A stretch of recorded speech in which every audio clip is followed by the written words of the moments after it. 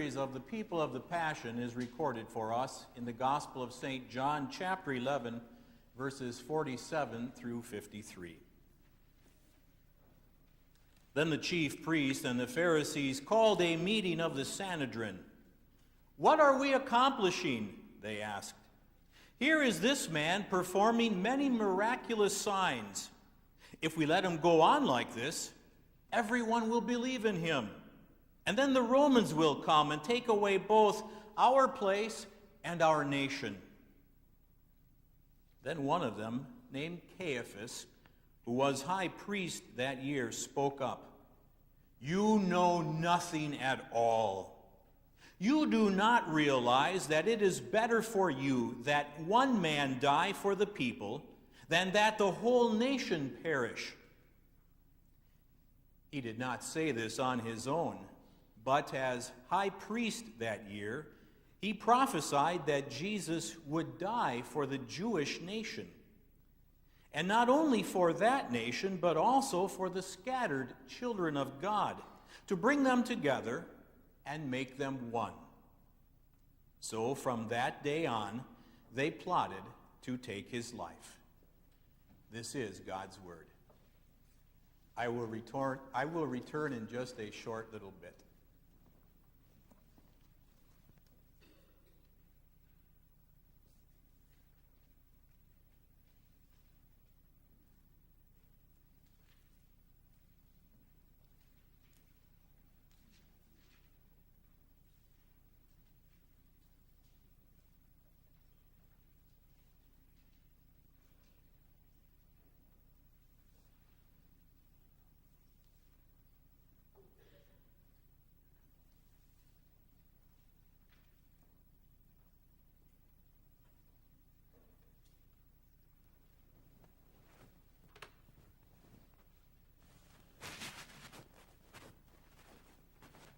"I am Caiaphas, the high priest. Annas, my father-in-law, was high priest before me. Some will still say that he is high priest. According to our laws, and those who are more traditional than I am, he is still the high priest, because our laws say that you are high priest until your death. I was appointed by Valerius Gratus, the Roman governor before Pontius Pilate. I was appointed because my father-in-law could not compromise. He didn't like the way the Romans were telling him to do his job. So they appointed me as high priest. I could compromise. My father-in-law could not. He didn't like, again, to be told what to do and how to do it. I, on the other hand, could compromise. And so I was officially the high priest. As high priest, I enjoyed the power, the privilege, the wealth that came with my position. Now, as high priest, I didn't mind the fact that they had presented this Jesus of Nazareth, and can you believe this Jesus of Nazareth? He claimed that he was a Messiah. Do you know how absurd that is? He was from Nazareth. A prophet? A Messiah from Galilee? We all knew that he wasn't quite right. But that's all right. It was a little inconvenient, but I could tolerate it. And when they brought this Jesus to my father-in-law first, that didn't bother me. After all, I'm the one who arranged it. And after my father-in-law was satisfied with his questions, they let him go. And then they brought him to me and the other members of the Sanhedrin.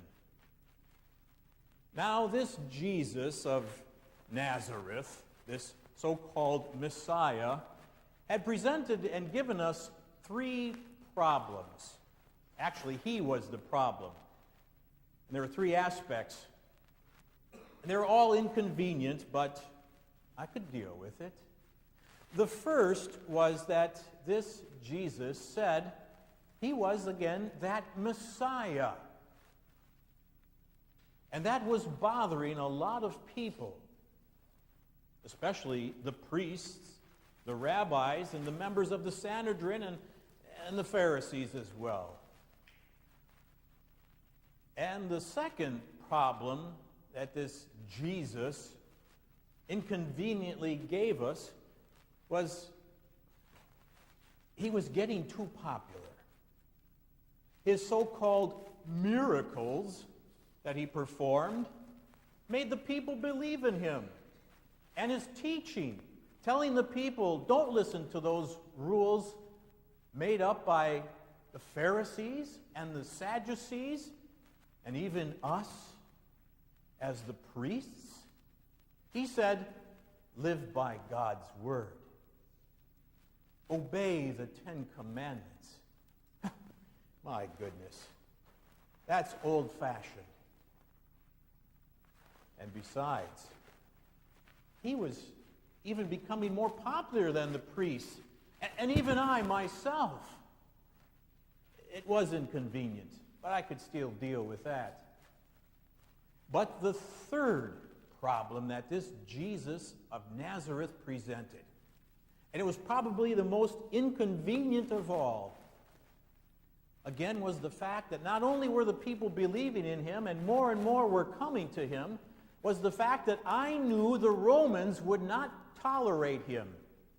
They would not put up with one who claimed that he was a Messiah. And that if the people revolted against the Romans, I knew that they would come and crush this Jesus. But in doing so, they might not also crush him, but also the people as well, our whole nation. And I also realized they would come to me. And just as they removed my father, Annas, from his position, they would take it away from me as well. And I wasn't going to put up with that. That was something I would not tolerate. It was inconvenient, with a capital I. So I knew we had to take care of this Jesus. And so he was brought to my father-in-law. And again, after he and his cronies questioned him and were satisfied, then I got him. I have to admit, it wasn't going well. It wasn't going how I had planned. Some say how I schemed it. It wasn't going well at all. In fact, not even two men could agree on their stories on how Jesus had committed some specific capital crime. And then, what irony. We thought Jesus had done too much, and one of his followers thought he hadn't done enough as the Messiah. So we compromised. We gave Judas 30 pieces of silver. Just as Judas told us, I had sent the temple guards, and they arrested Jesus in the Garden of Gethsemane with his other group. And there we had Jesus. As I said, it wasn't going well. But I remembered something that the other members of the Sanhedrin did not. I remembered that Jesus claimed that he was the Messiah, the Son of God. And so when things started to go downhill, I questioned Jesus.